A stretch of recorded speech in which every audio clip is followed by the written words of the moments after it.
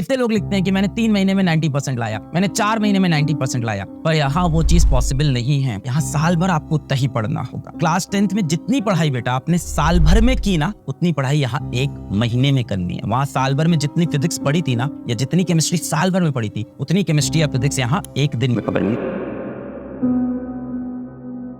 Class 11 जो होता है वो हमारे जीवन में बहुत ज्यादा इंपॉर्टेंट होता है। और इंपॉर्टेंट क्यों है ये मैं आपको समझा दूं कि चाहे मैं वो नीट का सिलेबस लूं, चाहे मैं जेई का सिलेबस लूं। बच्चों, अगर मैं नीट की बात करूं, जो क्वेश्चंस आते हैं 45% 11th से आते हैं, 45%। और अगर मैं जेई की बात करूं, आईआईटी जेई की मैं बात करूं, तो आईआईटी जेई के अंदर 48% क्वेश्चंस आपके क्लास 11 से आते हैं। तो क्लास 11 उतना ही इंपॉर्टेंट है जितना 12th इंपॉर्टेंट है। देखो, जब भी कोई चीज रेशियो के अंदर, परसेंटेज के अंदर 40 को क्रॉस करती है ना, तो वो लगभग मान लो आधा ही हो गया। तो ये उतना ही इंपॉर्टेंट है जितना आपका क्लास 12th इंपॉर्टेंट होने वाला है, चाहे मैं जेई की बात करूं चाहे नीट की। और ये 12th से भी ज्यादा डिफिकल्ट क्लास है। 11th और 12th बराबर की क्लास नहीं है, दोनों में से 11th ज्यादा डिफिकल्ट है। मैं बताता हूं क्यों। सबसे पहली बात, 11th का सिलेबस आपके जीवन का, पढ़ाई के जीवन का, आपके करियर का, एकेडमिक करियर का सबसे बड़ा जंप होता है, सबसे बिगेस्ट जंप होता है। 10th क्लास का अगर मैं कंप्लीट फिजिक्स सिलेबस आपका ले लूं,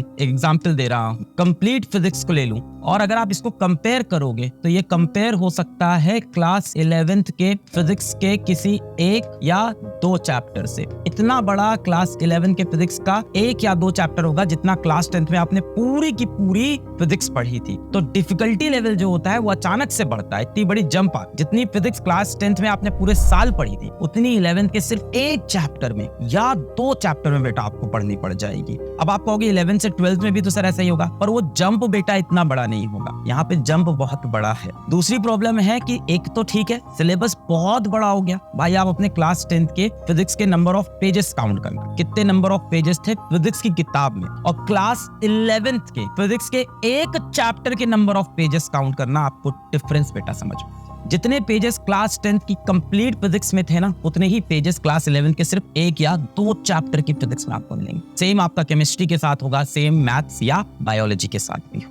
पर प्रॉब्लम सिर्फ इतनी नहीं है कि जंप बहुत बड़ा है, सिलेबस बहुत ज्यादा है। दूसरी प्रॉब्लम आती है कि डेप्थ भी और ज्यादा हो जाती। देखो, 10th तक आप पढ़ाई करते थे बोर्ड एग्जाम के लिए, और बोर्ड एग्जाम के अंदर आपको पता है कि किस तरह के क्वेश्चन आते हैं, किस तरह क्वेश्चन बनते हैं, प्रैक्टिस करा दी जाती है। लिमिटेड सिलेबस के अंदर लिमिटेड क्वेश्चन हो। यहाँ डेप्थ क्यों बढ़ती है? क्योंकि क्लास 11th में भारत का मैक्सिमम बच्चा कॉम्पिटिटिव एग्जाम की तैयारी करता है, आईआईटी या नीट की तैयारी करने लगता है, और वहां क्वेश्चन बेटा काफी डेप्थ से आते हैं। आपको बहुत ज्यादा क्वेश्चन प्रैक्टिस करनी पड़ती है। तो यहाँ क्या होता है, कॉन्सेप्ट पढ़ो, और कॉन्सेप्ट के पास आपको बहुत ज्यादा क्वेश्चन प्रैक्टिस भी करनी पड़ती है, बहुत ही ज्यादा इन डेप्थ करना पड़ता है। क्योंकि आईआईटी आपको पता है, आईआईटी एडवांस की बात करें तो डेप्थ से सवाल पूछता है। नीट की बात करें तो बेटा यहाँ बहुत ज्यादा प्रैक्टिस मांगता है। तो चाहे आईआईटी हो चाहे नीट हो, दोनों में डेप्थ की आपको जरूरत। जेईई मेंस की बात करें, आईआईटी के अंदर 2 स्टेप होते हैं, JEE mains, JEE advance. JEE mains के अंदर आपका सिलेबस कवरेज बहुत अच्छे से होना चाहिए, और एडवांस के अंदर अगर आपको 40-50% भी आता है तो वो बहुत डेप्थ में आना चाहिए।